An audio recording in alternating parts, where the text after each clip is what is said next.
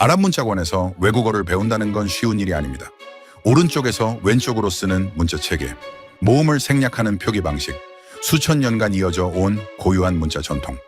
이 환경에서 새로운 문자를 익힌다는 건 뇌의 회로를 다시 짜는 것과 같습니다. 영어 알파벳도 낯설고 중국어 한자는 더더욱 멀게 느껴지죠.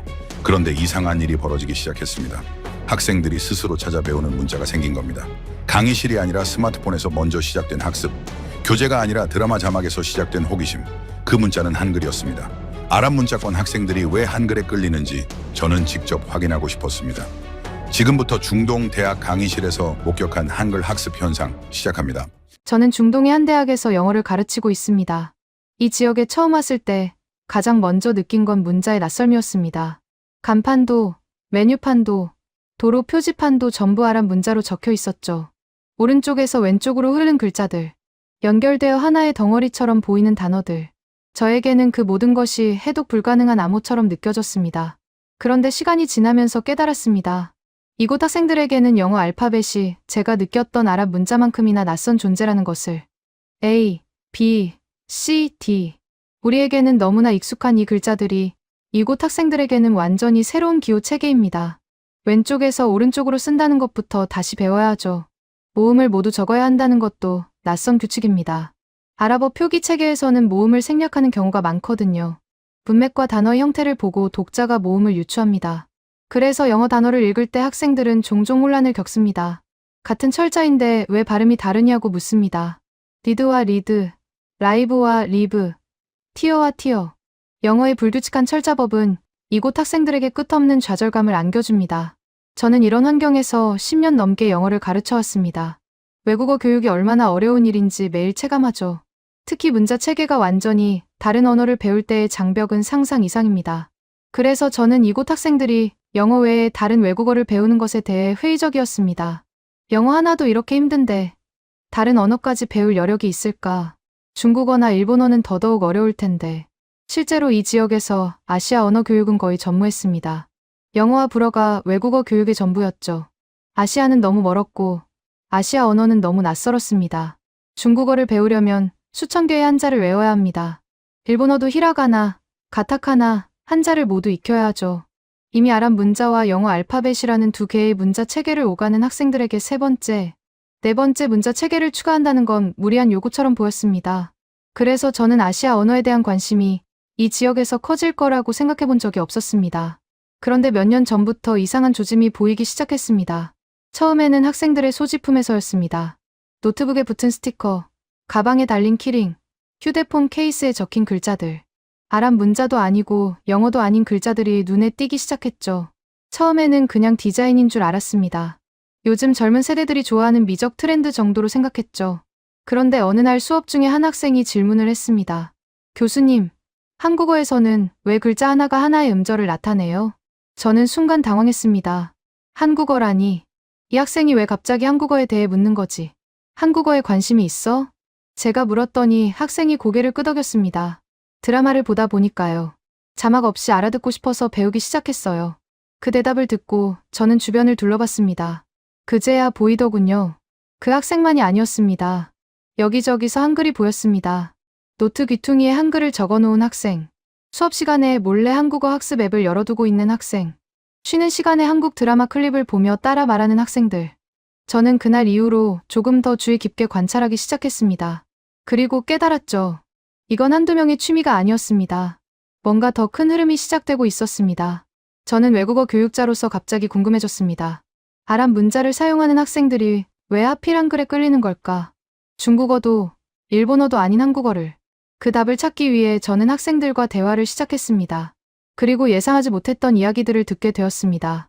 저는 학생들에게 직접 물어보기로 했습니다. 수업이 끝난 후 몇몇 학생들을 붙잡고 대화를 나눴죠. 한국어에 관심이 있다고 했던 학생, 노트에 한글을 적어두었던 학생, 휴대폰에 한국어 앱이 깔려있던 학생들. 한국어를 언제부터 배우기 시작했어? 제가 물었더니 대답이 다양했습니다. 어떤 학생은 3년 전부터라고 했고, 어떤 학생은 작년부터라고 했습니다. 공통점이 있었습니다. 학교에서 배운 게 아니라는 것. 학원 같은 데 다녀? 고개를 저었습니다. 온라인으로 혼자 배워요. 유튜브랑 앱으로요. 저는 조금 놀랐습니다. 외국어를 독학으로 배운다는 게 쉬운 일이 아니거든요. 특히 문자 체계가 완전히 다른 언어를. 어렵지 않아. 한글은 아랍 문자랑 완전히 다르잖아. 학생이 잠시 생각하더니 대답했습니다. 처음에는 어려울 줄 알았어요. 근데 생각보다 규칙적이에요. 영어보다 읽기 쉬워요. 영어보다 읽기 쉽다. 저는 그 말에 걸렸습니다. 10년 넘게 영어를 가르쳐온 사람으로서 조금 자존심이 상하기도 했고, 동시에 호기심이 생겼습니다. 어떤 점에서 그렇게 느껴? 학생이 휴대폰을 꺼내더니 한글 자모표를 보여줬습니다. 이거 보세요. 자음이 19개, 모음이 21개예요. 이것만 외우면 모든 소리를 읽을 수 있어요. 학생이 화면을 스크롤하며 설명을 이어갔습니다. 기억은 고 소리, 이은은 노 소리, 아는 아 소리. 이렇게 조합하면 가, 나, 다가 돼요. 규칙이 딱 정해져 있어요. 저는 고개를 끄덕였습니다. 설명을 들으니 이해가 됐습니다. 영어는 왜 어렵게 느껴져? 학생이 한숨을 쉬었습니다. 영어는요.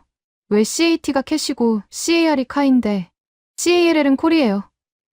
같은 CA인데 왜 소리가 달라요? 저는 대답하기 어려웠습니다. 사실 영어의 철자법은 역사적 이유로 불규칙한 부분이 많거든요. 프랑스어, 라틴어, 그리스어의 영향을 받으면서 철자와 발음의 관계가 복잡해졌죠. 한국어는 그런 게 없어요. 글자 보면 바로 읽을 수 있어요. 학생의 말을 듣고 저는 곰곰이 생각했습니다. 아랍 문자를 사용하는 학생들에게 영어의 불규칙한 철자법이 얼마나 큰 장벽인지 저는 잘 알고 있었습니다. 그들은 아랍어에서 이미 자음 중심의 표기 체계에 익숙해져 있죠. 영어의 철자와 발음 사이의 불일치는 끊임없는 암기를 요구합니다. 그런데 한글은 다르다는 겁니다. 규칙만 익히면 모든 글자를 읽을 수 있다. 예외가 거의 없다. 저는 그날 집에 돌아와서 한글에 대해 검색해봤습니다. 한글은 15세기에 만들어진 문자입니다. 세종대왕이 백성들이 쉽게 배울 수 있도록 창제했다는 역사가 나왔습니다. 자음과 모음이 체계적으로 설계되어 있다는 설명도 있었죠. 흥미로운 점이 하나 더 있었습니다. 한글은 음소 문자이면서 동시에 음절 단위로 모아쓰기를 한다는 것. 예를 들어 한이라는 글자는 흐, 아, 노 세 개의 음소가 하나의 음절 블록으로 조합된 것입니다. 이 방식 덕분에 글자를 보면 음절 구조가 한눈에 파악됩니다. 저는 이게 왜 아랍 문자권 학생들에게 매력적으로 느껴질 수 있는지 조금씩 이해하기 시작했습니다. 며칠 후, 저는 다른 학생들과도 대화를 나눠봤습니다. 한국어를 배우고 있는 학생들이 생각보다 많았습니다. 주변에 한국어 배우는 친구들 많아? 한 학생이 고개를 끄덕였습니다. 제 친구들 중에 5명이 배우고 있어요. 다 독학이에요. 왜 다들 한국어를 선택했어? 학생이 웃으며 대답했습니다. K-팝이요. 드라마요. 노래 가사를 이해하고 싶어서요. 예상했던 대답이었습니다. 한류 콘텐츠의 영향. 그건 이미 전 세계적인 현상이니까요. 그런데 제가 더 궁금했던 건 다른 점이었습니다. 일본 애니메이션도 인기 있잖아. 일본어는 안 배워? 학생이 고개를 저었습니다. 일본어는 어려워요. 히라가나, 가타카나, 한자, 다 배워야 해요. 한국어는 한글만 배우면 돼요. 중국어는? 한자요? 그건 진짜 불가능해요. 학생들의 반응은 일관됐습니다. 중국어와 일본어는 문자의 진입 장벽이 너무 높다. 한국어는 그에 비해 접근하기 쉽다. 물론 한국어가 쉬운 언어라는 뜻은 아닙니다. 한국어에는 복잡한 경어 체계가 있고 문법도 아랍어나 영어와 많이 다릅니다. 조사 사용, 어미 변화, 존댓말과 반말의 구분. 배울 것은 많습니다. 하지만 학생들이 말하는 건 첫 번째 단계였습니다. 문자를 익히는 단계. 그 문턱이 한글은 낮다는 것. 저는 이 이야기를 동료 교수들에게 했습니다. 영어과가 아닌 다른 학과의 교수들이요. 요즘 학생들 중에 한국어 배우는 애들 많은 거 알아요? 동료 한 명이 고개를 끄덕였습니다. 알아요. 제 수업에서도 가끔 한글 적어놓은 노트 보여요. 예전에는 없던 현상이에요. 또 다른 동료가 말했습니다. 우리 학교에 한국어 과목이 없잖아요. 그래서 다들 혼자 배우는 거예요. 왜 한국어 과목이 없지? 수요가 없었으니까요. 예전에는, 그 말이 마음에 걸렸습니다. 예전에는, 그러니까 지금은 수요가 있다는 뜻인가요? 저는 학교 행정실에 문의해봤습니다. 외국어 관련 과목 개설 요청이 들어온 게 있는지. 담당자가 자료를 뒤적이더니 대답했습니다. 한국어 과목 개설 요청이 작년부터 들어오고 있어요. 학생들 탄원 같은 거요. 얼마나 많이요? 정확한 숫자는 못 드리는데 꽤 많아요. 중국어나 일본어 요청보다 많아요. 저는 그 말을 듣고 놀랐습니다. 이 지역에서 아시아 언어에 대한 관심 자체가 낮았는데 그 중에서도 한국어가 가장 많은 요청을 받고 있다니. 하지만 아직 공식적인 과목 개설로 이어지지는 않은 상태였습니다. 행정적인 절차, 교수 확보, 예산 문제 등이 있었죠. 학생들의 요청은 있지만 학교 시스템은 아직 따라가지 못하고 있었습니다. 그래서 학생들은 계속 독학을 하고 있었습니다. 유튜브 강의, 언어학습 앱, 드라마 자막, 공식 교육 채널 밖에서 스스로 배우고 있었죠. 저는 이 현상을 보면서 묘한 감정을 느꼈습니다. 외국어 교육자로서 저는 항상 학생들이 새로운 언어에 관심을 갖기를 바랐습니다. 그런데 그 관심이 제가 가르치는 영어가 아니라 한국어로 향하고 있다니 솔직히 조금 복잡한 기분이었습니다. 하지만 동시에 궁금했습니다. 이 흐름이 어디까지 갈 것인가? 학생들의 자발적인 관심이 어떤 변화를 만들어낼 것인가? 저는 계속 지켜보기로 했습니다. 학생들의 독학 현상을 관찰한 지 몇 달이 지났습니다. 저는 수업 중간중간 학생들의 행동을 유심히 살폈습니다. 쉬는 시간에 무엇을 하는지, 점심시간에 어떤 대화를 나누는지.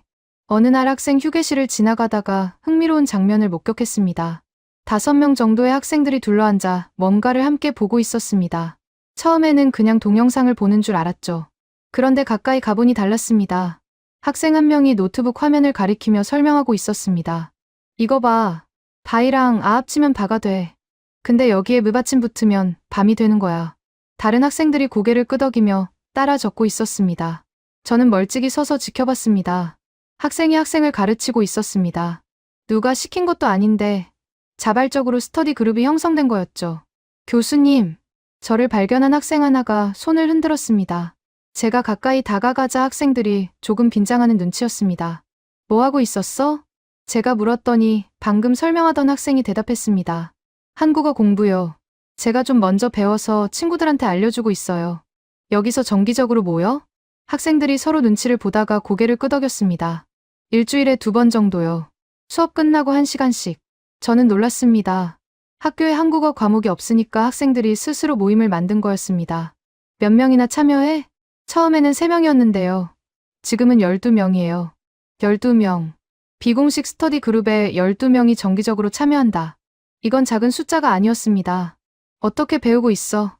교재 같은 거 있어? 학생이 휴대폰을 보여줬습니다. 한국어 학습 앱 화면이 떴습니다. 이 앱으로 기초 배우고요. 유튜브에서 발음 영상 찾아봐요. 드라마 자막도 켜놓고 따라 읽어요. 다른 학생이 끼어들었습니다. 저는 한국 예능 프로그램 봐요. 자막이 화면에 뜨잖아요. 그거 보면서 단어 익혀요. 또 다른 학생이 말했습니다. 저는 K-팝 노래 가사 외워요. 발음 연습도 되고 단어도 늘어요. 학생들 각자의 학습 방법이 있었습니다. 공통점은 모두 한국 콘텐츠를 활용한다는 것. 그리고 글자를 익히는 것에서 시작한다는 것. 한글 배우는 거 어렵지 않았어? 제가 물었더니 학생들이 웃었습니다. 처음에 이틀 정도 집중하니까 다 읽을 수 있게 됐어요. 이틀요? 네. 규칙이 명확하니까요. 자음 모음 조합만 외우면 돼요. 저는 영어 교사로서 복잡한 기분이 들었습니다. 영어 알파벳도 26자밖에 안 되지만 철자와 발음의 관계를 익히는 데는 훨씬 오래 걸리거든요. 그런데 한글은 이틀이면 기본적인 읽기가 가능하다니. 그럼 한글 읽는 건 되는데 의미는 어떻게 알아? 학생이 대답했습니다. 그건 따로 공부해야죠. 단어 외우고 문법 배우고 그건 시간이 걸려요. 그 부분은 어때? 쉬워? 학생들이 서로 쳐다봤습니다. 쉽지는 않아요. 문법이 영어랑 완전 달라요. 주어, 목적어, 동사 순서도 다르고. 근데요, 아랍어랑 비슷한 부분도 있어요. 어떤 점이? 존댓말이요. 아랍어도 상대방에 따라 말투가 달라지잖아요. 한국어도 그래요. 그 말을 듣고 저는 생각했습니다. 언어를 배울 때 모국어와의 유사점을 찾는 건 자연스러운 과정입니다. 학생들이 한국어에서 아랍어와 비슷한 요소를 발견하고 있다는 건 흥미로운 지점이었죠. 며칠 후, 저는 다른 캠퍼스에서도 비슷한 현상이 있는지 궁금해졌습니다. 동료 교수 한 명이 다른 도시의 대학에서 일하고 있었습니다. 제가 연락해서 물어봤죠. 거기 학생들 중에 한국어 배우는 애들 있어? 동료가 웃으며 대답했습니다. 있지. 꽤 많아. 우리 학교에도 비공식 한국어 동아리가 있어. 공식 동아리가 아니고 학교에서 인정해주려면 지도 교수가 있어야 하는데 한국어 할 줄 아는 교수가 없으니까. 같은 상황이었습니다. 학생들의 수요는 있는데 학교 시스템이 받쳐주지 못하는 상황. 학생들은 어떻게 배우고 있어? 온라인이지. 앱이랑 유튜브. 가끔 화상으로 한국 사람이랑 언어 교환도 한대. 언어 교환. 한국어를 배우고 싶은 학생과 아랍어를 배우고 싶은 한국인이 서로 가르쳐주는 방식. 인터넷이 만든 새로운 학습 형태였습니다. 그런 걸 어떻게 찾아? 앱이 있대. 언어 교환 매칭해주는 앱. 전 세계 사람들이 거기서 파트너 찾는다더라. 저는 점점 더 흥미로워졌습니다. 학생들이 공식 교육 시스템 밖에서 스스로 학습 네트워크를 구축하고 있었습니다. 학교가 제공하지 않는 교육을 자발적으로 만들어내고 있었죠. 며칠 후, 저는 학교 도서관에 갔다가 또 다른 장면을 목격했습니다. 한 구석에 학생 몇 명이 모여 있었습니다. 노트북 화면에는 한국 드라마가 재생되고 있었죠. 그런데 자막이 두 개였습니다. 아랍어 자막과 한글 자막이 동시에 떠 있었습니다. 학생들이 영상을 멈추고 한글 자막을 가리키며 토론하고 있었습니다. 이 단어 뭐야? 감사합니다. 고맙다는 뜻이야. 근데 아까는 고마워라고 했잖아. 뭐가 달라? 존댓말이야. 감사합니다가 더 정중한 거야. 학생들이 드라마를 교재처럼 사용하고 있었습니다. 자막을 분석하고 표현의 차이를 비교하고 서로 설명해주고 저는 그 모습을 보면서 생각했습니다. 이건 단순한 취미 활동이 아니었습니다. 체계적인 학습이었습니다. 다만 그 체계를 학교가 아니라 학생들 스스로 만들어낸 것이었죠. 저는 호기심이 더 커졌습니다. 이 학생들이 왜 이렇게까지 열정적으로 한국어를 배우려는 것인지, 드라마와 음악만으로 설명될 수 있는 현상인지. 다음 주, 저는 스터디 그룹에 다시 찾아갔습니다. 이번에는 정식으로 참관해도 되겠냐고 물었죠. 학생들이 흔쾌히 수락했습니다. 교수님도 한국어 배우실 거예요? 학생 하나가 장난스럽게 물었습니다. 배우는 건 아니고 너희가 어떻게 배우는지 보고 싶어서. 저는 1시간 동안 학생들의 스터디를 지켜봤습니다. 그리고 몇 가지를 더 알게 되었습니다.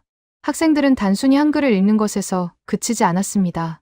문법 패턴을 정리하고 자주 쓰는 표현을 목록으로 만들고 발음 교정을 서로 해주고 있었습니다. 이 정도면 학교에서 정식 과목으로 배우는 것과 비슷한데 제가 말했더니 학생들이 어깨를 으쓱했습니다. 학교에서 안 해주니까 저희가 하는 거예요. 그 말이 마음에 남았습니다. 학교에서 안 해주니까 저희가 하는 거예요. 이건 불만이 아니었습니다. 그냥 현실을 받아들이고 스스로 해결책을 찾은 것이었죠. 저는 그날 집에 돌아와서 생각했습니다. 이 학생들의 움직임이 언제까지 비공식으로 남을 것인가? 학교가 언제쯤 이 수요를 공식적으로 인정할 것인가? 변화의 조짐은 분명히 있었습니다. 다만 아직 제도권 안으로 들어오지 못한 상태였죠. 학생들의 자발적인 학습 모임을 관찰한 지 몇 달이 더 지났습니다. 그 사이에 저는 다른 나라의 동료들과도 연락을 주고받기 시작했습니다. 중동 지역 여러 국가에서 영어를 가르치는 교사들의 온라인 네트워크가 있거든요. 거기서 비슷한 현상이 있는지 물어봤습니다. 처음에는 가벼운 질문이었습니다.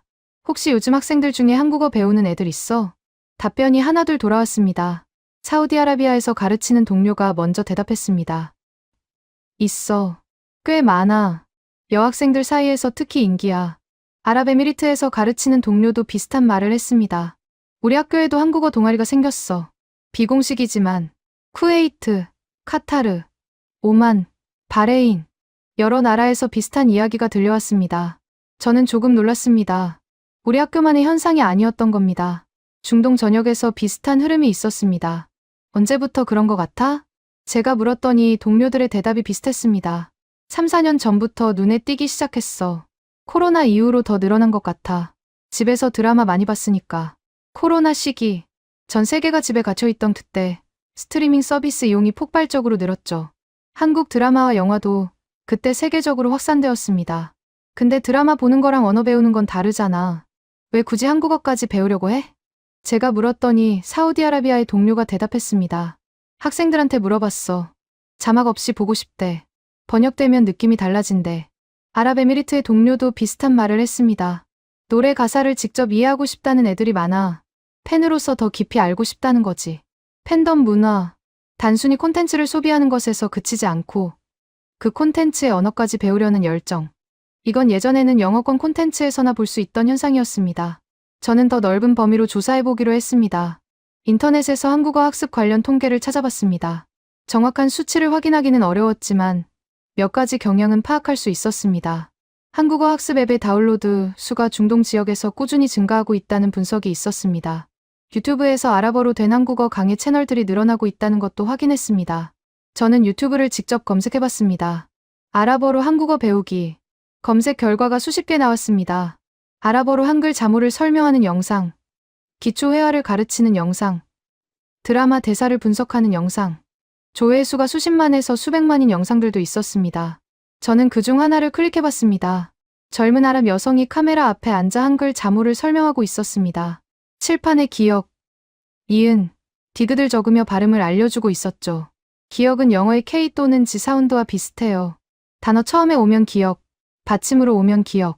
영상 아래 댓글이 수천 개 달려 있었습니다. 아랍어로 된 댓글들. 덕분에 한글 읽을 수 있게 됐어요. 이틀 만에 다 외웠어요.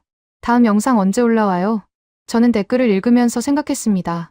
이 영상 하나가 수백만 명에게 도달하고 있다.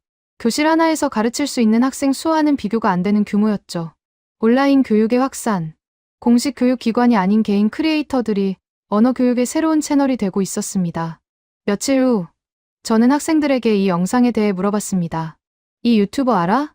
학생들이 바로 대답했습니다. 알죠. 저도 이 채널로 처음 배웠어요.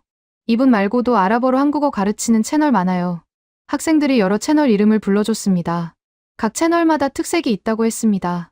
어떤 채널은 문법 중심, 어떤 채널은 회화 중심, 어떤 채널은 K-팝 가사 분석 중심. 학교 수업보다 이런 게 더 좋아? 제가 물었더니 학생 하나가 솔직하게 대답했습니다. 학교 수업은 시간이 정해져 있잖아요. 유튜브는 제가 원할 때 볼 수 있어요. 모르면 되돌려 볼 수 있고요. 또 다른 학생이 덧붙였습니다. 그리고 재밌어요. 드라마 장면 틀어주면서 설명해주니까 지루하지 않아요. 교육 콘텐츠의 형식 변화.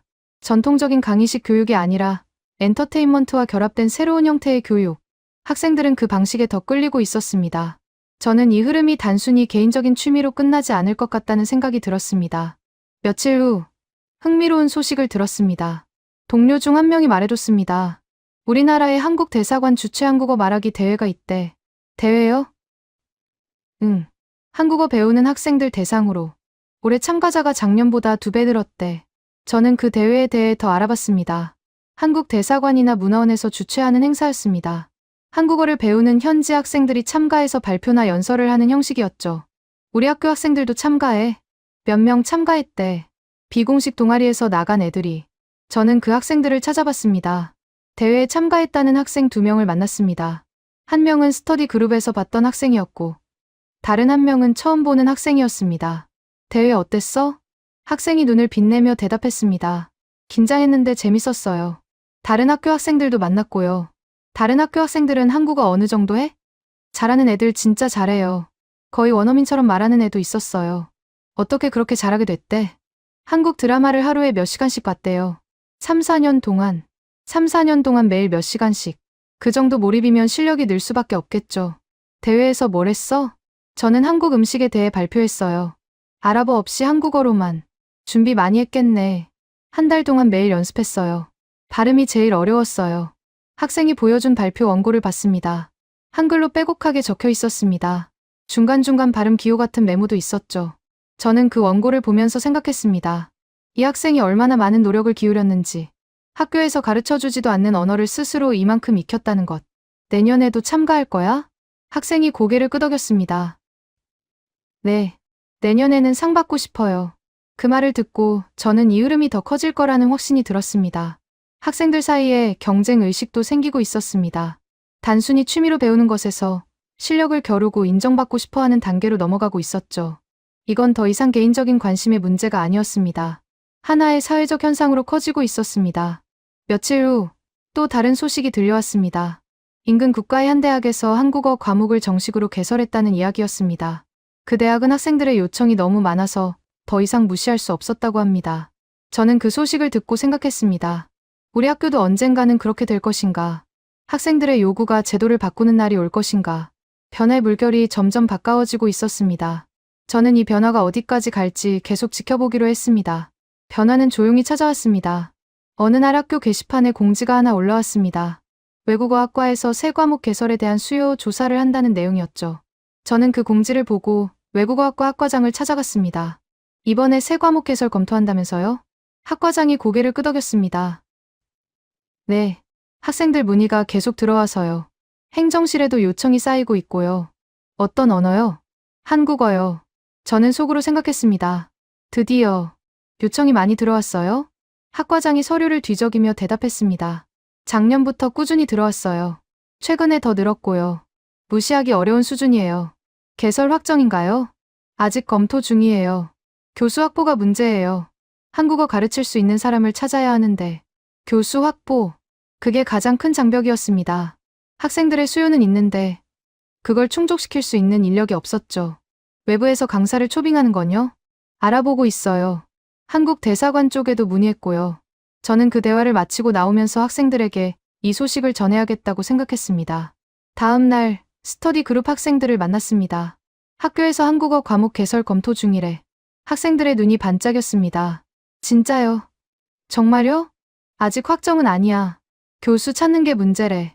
학생 하나가 말했습니다. 개설되면 바로 신청할 거예요. 무조건이요. 다른 학생들도 고개를 끄덕였습니다. 몇 달이 지났습니다. 그 사이 학교에서는 여러 가지 검토가 진행되고 있었습니다. 저는 가끔 학과장에게 진행 상황을 물어봤죠. 한국어 과목권은 어떻게 되고 있어요? 강사 후보를 찾았어요. 면접 진행 중이에요. 진전이 있었습니다. 또 한 달이 지났습니다. 학교에서 공식 발표가 있었습니다. 다음 학기부터 한국어 기초 과목을 시범적으로 개설한다는 내용이었습니다. 저는 그 소식을 듣고 스터디 그룹 학생들에게 알려줬습니다. 한국어 과목 개설 확정됐대. 학생들이 환호했습니다. 드디어요. 기다렸어요. 과목 개설이 확정되자 다음 문제는 수강 신청이었습니다. 개설 첫 학기, 정원은 30명이었습니다. 수강 신청 기간이 시작되자마자 정원이 찼습니다. 대기자도 수십 명이 붙었죠. 저는 외국어학과 학과장에게 물어봤습니다. 반응이 이렇게 좋을 줄 예상했어요? 학과장이 고개를 저었습니다. 솔직히 놀랐어요. 이 정도일 줄은 몰랐어요. 추가 개설 계획 있어요? 내년에 한 반 더 열어야 할 것 같아요. 수요가 줄어들 것 같지 않거든요. 저는 첫 한국어 수업이 어떻게 진행되는지 궁금했습니다. 개강 후 한국어 수업을 맡게 된 강사를 만났습니다. 한국에서 파견된 강사였습니다. 첫 수업 어땠어요? 강사가 웃으며 대답했습니다. 학생들 열정이 대단해요. 이미 한글 읽을 줄 아는 학생이 절반 넘어요. 절반이요? 네. 독학으로 미리 배워온 거예요. 그래서 진도를 좀 빠르게 나가도 될 것 같아요. 저는 그 말을 듣고 고개를 끄덕였습니다. 스터디 그룹에서 봤던 학생들이 떠올랐죠. 공식 수업 전에 이미 기초를 닦아놓은 학생들.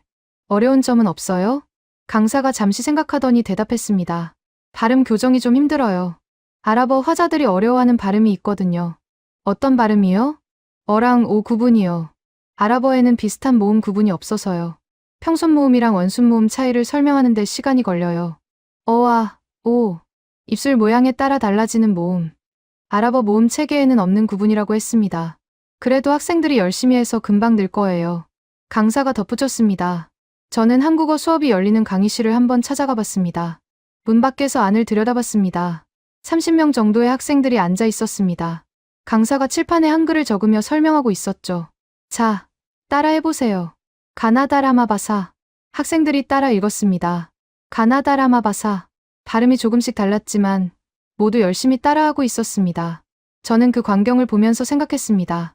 불과 1년 전만 해도 이 학교에 한국어 수업이 없었습니다. 학생들이 휴게실 구석에서 스터디를 하던 때가 있었죠. 그런데 지금은 정식 강의실에서 정식 수업이 진행되고 있습니다. 학생들의 꾸준한 요청이 결국 결과를 만들어낸 거였습니다. 며칠 후 스터디 그룹 학생들을 다시 만났습니다. 정식 수업 어때? 한 학생이 대답했습니다. 좋아요. 근데 저는 이미 배운 내용이라 좀 쉬워요. 그럼 심심하겠네. 아니요. 복습된다고 생각해요. 그리고 발음 교정받을 수 있어서 좋아요. 혼자 배울 때는 제 발음이 맞는지 확인할 방법이 없었거든요. 다른 학생이 말했습니다. 저는 중급반 열리면 좋겠어요. 기초만 하기엔 아쉬워요. 학교에 말해봐. 다음 학기에 고급 과정 개설되는지 물어볼 거예요. 학생들은 멈추지 않고 있었습니다. 한 단계를 달성하면 다음 단계를 기대하고 있었죠. 저는 그 모습을 보면서 이 흐름이 계속될 거라고 느꼈습니다. 학기 중반쯤 또 다른 변화가 있었습니다. 학교 도서관에 한국어 학습 자료 코너가 생겼습니다. 한국어 교재, 한국 문화 관련 서적들이 비치되었죠. 도서관 사서에게 물어봤습니다.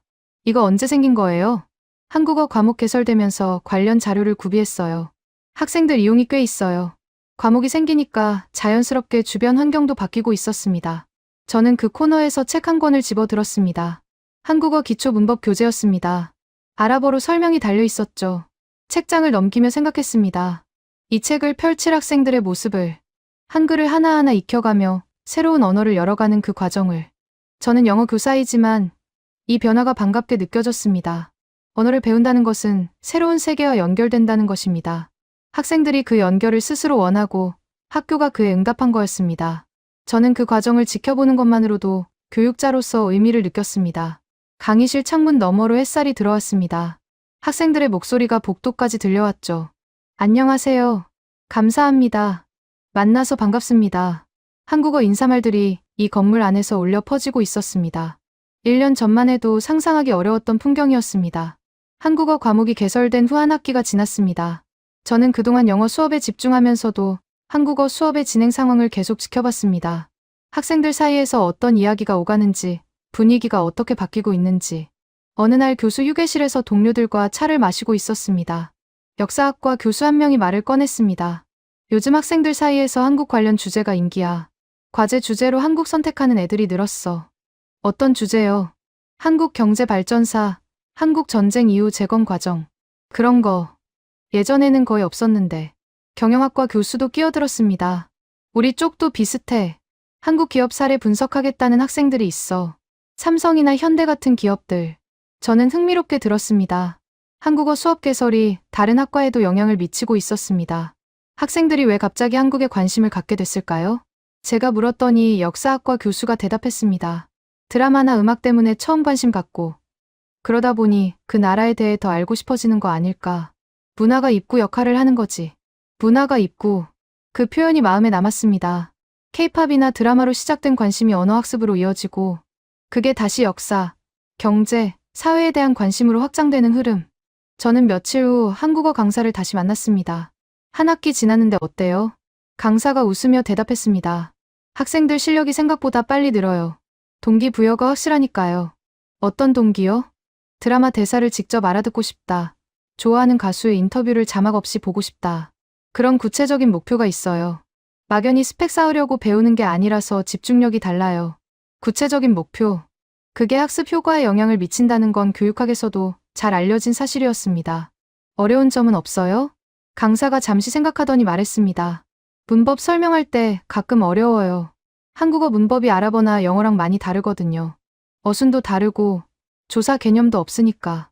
학생들이 어떤 부분을 제일 힘들어해요? 조사요. 은, 는, 이, 가, 을, 를. 이게 왜 필요한지 이해하는 데 시간이 걸려요. 영어에는 없는 개념이니까요. 조사. 한국어의 핵심 문법 요소 중 하나죠. 주어인지 목적어인지를 표시해주는 기능. 어떻게 설명하세요? 아랍어 격변화랑 비슷하다고 설명해요. 아랍어도 명사 뒤에 격표지가 붙잖아요. 그거랑 기능이 비슷하다고 하면 좀 이해해요. 아랍어 문법과의 연결. 학생들의 모국어를 활용해서 새로운 언어를 설명하는 방식. 효과적인 교수법이었습니다. 며칠 후, 저는 캠퍼스를 걷다가 흥미로운 장면을 목격했습니다. 학생 2명이 벤치에 앉아 대화를 나누고 있었습니다. 그런데 한국어로요. 오늘 날씨 좋아요. 네. 진짜 좋아요. 어제는 더웠어요. 서툰 발음이었지만 분명히 한국어였습니다. 저는 멀리서 지켜봤습니다. 학생들이 일상 대화를 한국어로 연습하고 있었습니다. 수업 시간 외에도 한국어를 사용하려는 노력. 언어학습에서 가장 중요한 건 실제로 사용해보는 거니까요. 저는 그 모습을 보면서 뿌듯한 감정을 느꼈습니다. 제가 가르치는 언어는 아니지만 언어를 배우는 학생들의 모습은 언제나 보기 좋았습니다. 한 달쯤 후 학교에서 작은 행사가 열렸습니다. 한국어 수업 학생들이 기획한 한국 문화 소개 행사였습니다. 강의실 하나를 빌려서 한국 음식 시식, 한복 체험, K-팝 댄스 시연 같은 프로그램을 준비했죠.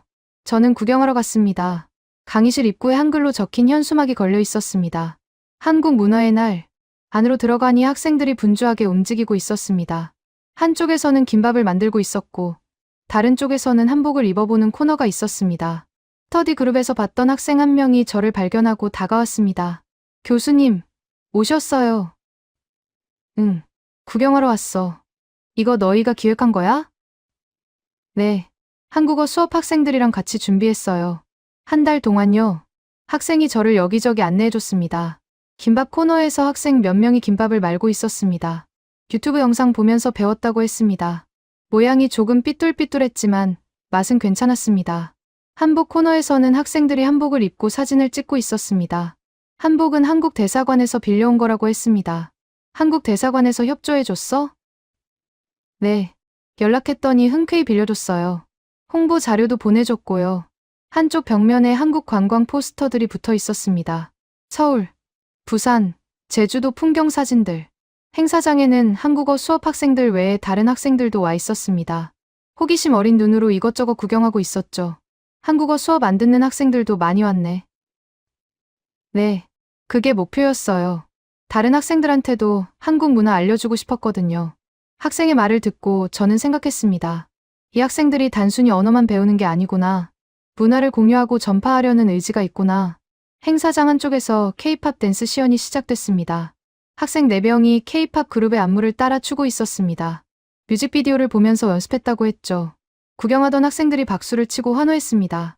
저는 그 광경을 보면서 문화의 힘에 대해 생각했습니다. 음악, 드라마, 음식, 의상, 이런 것들이 사람들의 관심을 끌고 그 관심이 언어학습으로 더 깊은 이해로 이어지는 과정. 한국이라는 나라가 이 학생들에게 어떤 의미로 다가오고 있는지. 행사가 끝난 후 저는 한국어 강사와 이야기를 나눴습니다. 오늘 행사 어땠어요? 강사가 뿌듯한 표정으로 대답했습니다.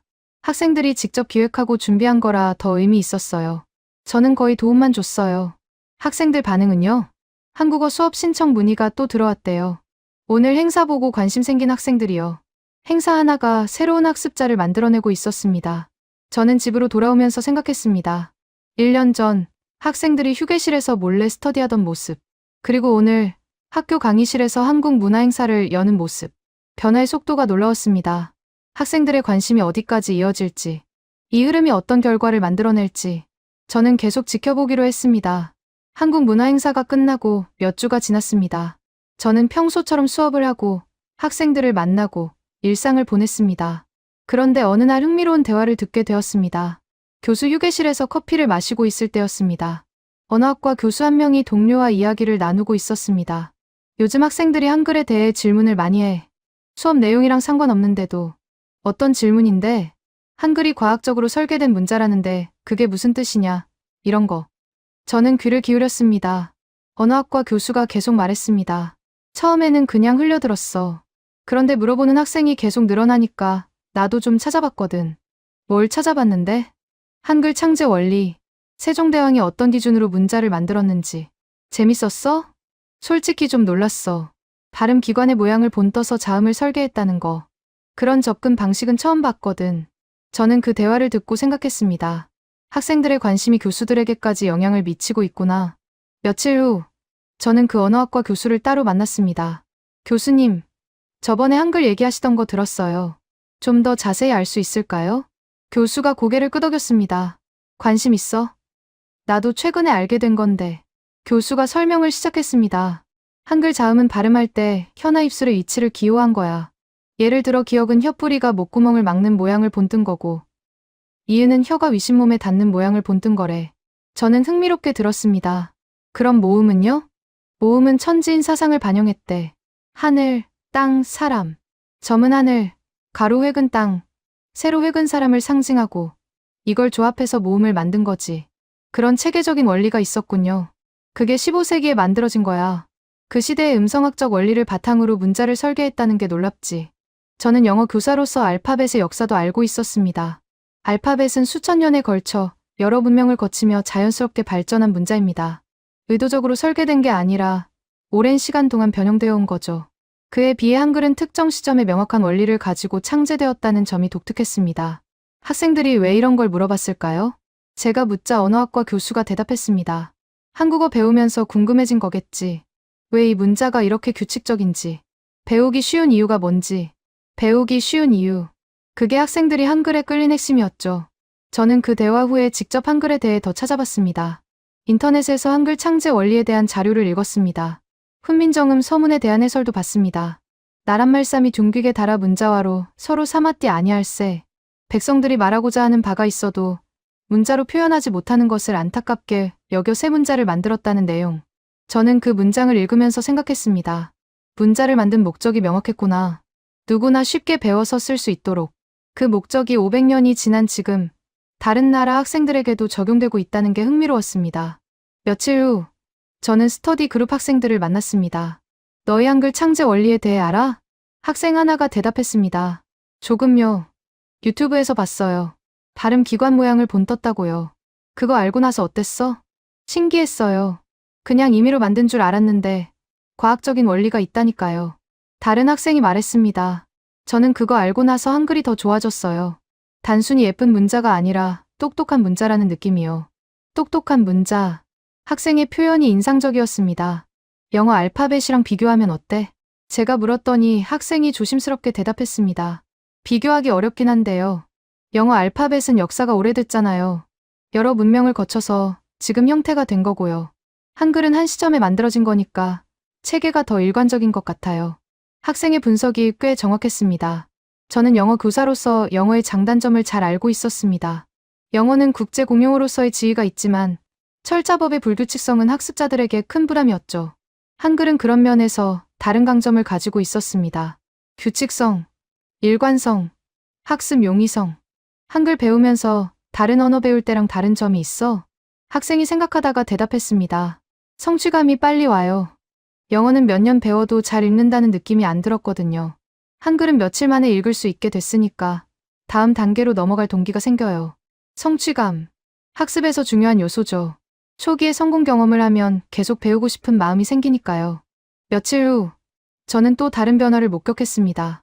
학교 게시판에 새로운 공지가 올라왔습니다. 아랍어학과에서 한국어와 아랍어의 비교 언어학 세미나를 개최한다는 내용이었습니다. 저는 그 세미나에 참석해봤습니다. 강의실에 교수들과 대학원생들이 모여 있었습니다. 발표자는 아랍어학과 교수였습니다. 오늘은 한국어와 아랍어의 문법 구조를 비교해보겠습니다. 발표가 시작되었습니다. 교수가 두 언어의 어순, 격표지 체계, 경어법 등을 비교 분석했습니다. 한국어와 아랍어는 어순이 다릅니다. 한국어는 주어 목적어 동사 순이고 아랍어는 동사 주어 목적어 순이 기본입니다. 하지만 흥미로운 공통점도 있습니다. 교수가 슬라이드를 넘겼습니다. 두 언어 모두 명사의 문법적 역할을 표시하는 체계가 있습니다. 한국어는 조사로, 아랍어는 격변화로 표시하죠. 기능은 유사합니다. 저는 흥미롭게 들었습니다. 전혀 다른 것 같은 두 언어에서 공통점을 찾아내는 작업. 발표가 끝난 후 질의응답 시간이 있었습니다. 한 대학원생이 질문했습니다. 한국어를 배우는 아랍어 화자에게 어떤 조언을 하시겠습니까? 교수가 대답했습니다. 아랍어 문법 지식을 활용하라고 하고 싶습니다. 격변화 개념을 알고 있으면 한국어 조사를 이해하기 쉽습니다. 모국어가 새 언어를 배우는데 방해만 되는 게 아니라 도움이 될 수도 있습니다. 모국어를 활용한 외국어 학습. 효과적인 접근법이었습니다. 저는 세미나를 마치고 나오면서 생각했습니다. 한국어에 대한 관심이 학문적 연구로까지 이어지고 있구나. 단순히 취미나 유행이 아니라 진지한 탐구의 대상이 되고 있구나. 이 변화가 어디까지 갈지 저는 점점 더 궁금해졌습니다. 집으로 돌아오는 길에 하늘을 올려다봤습니다. 해가 지고 있었습니다. 붉은 노을이 도시 위로 퍼지고 있었죠. 저는 문득 이런 생각이 들었습니다. 언어는 단순한 의사소통 도구가 아니구나. 문화를 담고, 역사를 담고, 사람들을 연결하는 매개체구나. 학생들이 한국어를 배우면서 얻는 건 언어 능력만이 아닐 겁니다. 새로운 시각, 새로운 연결, 새로운 가능성. 저는 영어 교사이지만 이 변화가 교육자로서 많은 생각을 하게 만들었습니다. 어느덧 2년이 지났습니다. 저는 여전히 같은 대학에서 영어를 가르치고 있습니다. 하지만 캠퍼스 풍경은 2년 전과 많이 달라졌습니다. 한국어 과목은 이제 기초반과 중급반 두 개가 운영되고 있습니다. 수강 신청 때마다 경쟁이 치열하죠. 내년에는 고급반 개설도 검토 중이라고 들었습니다. 오늘 아침 저는 캠퍼스를 걷다가 익숙한 얼굴을 만났습니다. 처음 한국어 스터디 그룹에서 봤던 학생이었습니다. 칠판에 한글 자모를 적으며 친구들에게 설명하던 그 학생. 교수님, 학생이 반갑게 인사했습니다. 오랜만이네. 요즘 어떻게 지내? 졸업 준비하고 있어요. 취업도 알아보고요. 어떤 쪽으로? 학생이 웃으며 대답했습니다. 한국 기업이요. 이 지역에 진출한 한국 회사들 있잖아요. 거기 지원해보려고요. 한국어 실력이 도움이 되겠네. 네. 면접에서 한국어로 자기소개할 수 있으면 유리하대요. 학생의 한국어 실력이 취업에 실질적인 도움이 되고 있었습니다. 취미로 시작한 언어 학습이 진로와 연결된 거였죠. 한국어 어느 정도까지 됐어? 중급 정도요. 일상 대화는 거의 다 되고 뉴스도 자막 없이 어느 정도 알아들어요. 대단하다. 2년 만에 그 정도면 학생이 겸손하게 고개를 숙였습니다. 매일 조금씩 했어요.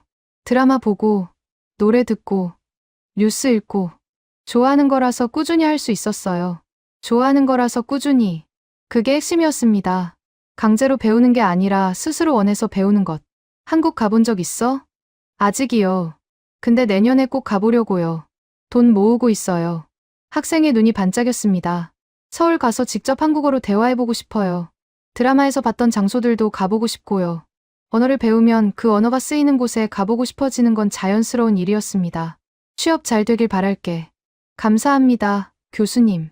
학생이 인사하고 떠났습니다. 저는 그 뒷모습을 보면서 생각했습니다. 2년 전 휴게실에서 몰래 스터디하던 학생. 지금은 한국어 실력을 무기로 취업 시장에 나서고 있는 청년. 변화가 이렇게 구체적인 결과로 나타나고 있었습니다. 점심시간에 저는 한국어 강사와 함께 식사를 했습니다. 2년 동안 여기서 가르치셨잖아요. 소감이 어때요? 강사가 잠시 생각하다가 대답했습니다. 처음 왔을 때는 걱정이 많았어요. 아랍 문자권 학생들이 한글을 잘 배울 수 있을까? 문화적 차이가 너무 크지 않을까? 지금은요? 걱정이 기우였어요. 학생들이 정말 열심히 해요. 동기부여가 확실하니까요. 오히려 제가 배우는 게 많아요. 어떤 거요? 언어 교육에 대해서요. 학생들이 어떤 부분을 어려워하는지, 어떻게 설명하면 이해하기 쉬운지. 아랍어 화자의 관점에서 한국어를 다시 보게 됐어요. 강사의 말이 인상적이었습니다. 가르치면서 배운다. 교육의 본질이었죠. 앞으로 계획은요? 여기서 더 있을 예정이에요. 고급반 개설되면 맡게 될 것 같고요. 학생들이 계속 배우고 싶어 하니까 저도 계속 가르치고 싶어요. 저는 고개를 끄덕였습니다. 오후에 저는 도서관에 들렀습니다. 한국어 자료 코너가 2년 전보다 훨씬 커져 있었습니다. 교재뿐만 아니라 한국 소설 번역본, 한국 역사 서적, 한국 경제 분석 자료까지 다양하게 비치되어 있었죠. 한 학생이 그 코너에서 책을 읽고 있었습니다. 한국어 원서였습니다. 그거 한국어로 된 책이네. 읽을 수 있어? 제가 물었더니 학생이 고개를 끄덕였습니다. 느리지만요. 모르는 단어는 사전 찾아가면서 읽어요. 어떤 책이야? 한국 소설이요. 번역본으로 먼저 읽었는데 원래 언어로 읽어보고 싶었어요. 원서로 읽고 싶다는 마음. 그 정도의 열정이라면 실력이 계속 늘 수밖에 없겠죠. 저는 도서관을 나오면서 창밖을 바라봤습니다. 캠퍼스에 학생들이 오가고 있었습니다. 그중 몇 명은 한국어를 배우고 있을 겁니다. 또 몇 명은 앞으로 배우게 될 수도 있고요. 저는 2년 동안 지켜본 변화를 정리해봤습니다. 휴게실의 비공식 스터디에서 시작된 움직임, 학생들의 꾸준한 요청으로 개설된 정식 과목, 문화행사, 학술 세미나, 취업 연계까지 이어진 확장. 이 모든 게 학생들의 자발적인 관심에서 시작되었습니다. 저는 영어 교사입니다. 한국어를 가르치지 않죠. 하지만 이 변화를 지켜보면서 많은 것을 느꼈습니다. 언어를 배운다는 건 단순히 문법과 단어를 익히는 게 아닙니다. 새로운 세계와 연결되는 겁니다. 새로운 사람들과 소통할 수 있게 되는 겁니다. 새로운 가능성이 열리는 겁니다. 학생들이 한글을 배우면서 얻은 건 언어 능력만이 아니었습니다. 드라마를 원어로 이해하는 즐거움, 좋아하는 가수의 말을 직접 알아듣는 기쁨, 새로운 문화를 깊이 이해하는 만족감, 취업 시장에서의 경쟁력, 이 모든 것들이 한글이라는 문자에서 시작되었습니다. 저는 오늘도 영어를 가르칩니다. 하지만 이제는 학생들에게 이렇게 말합니다. 영어 말고도 배우고 싶은 언어가 있으면 도전해봐. 새로운 언어는 새로운 문을 열어줄 거야. 가끔 학생들이 묻습니다. 교수님은 한국어 배울 생각 없으세요? 저는 웃으며 대답합니다. 생각해볼게. 솔직히 말하면 조금 배워보고 싶은 마음이 생겼습니다. 학생들이 그렇게 열정적으로 배우는 걸 보니까요. 언어는 사람을 연결합니다. 문화는 마음을 연결합니다. 이 지역의 학생들이 한글을 통해 한국과 연결되고 있습니다. 그 연결이 어떤 미래를 만들어낼지는 아직 모릅니다. 하지만 한 가지는 확실합니다. 이건 일시적인 유행이 아니었습니다. 학습 구조의 명확함과 문화적 매력이 결합된 현상이었습니다. 그리고 그 흐름은 계속되고 있습니다. 오늘도 어딘가에서 누군가가 한글을 처음 배우고 있을 겁니다. 기역, 니은, 디귿, 가, 나, 다, 라. 그 첫걸음이 어디까지 이어질지 저는 앞으로도 지켜볼 겁니다.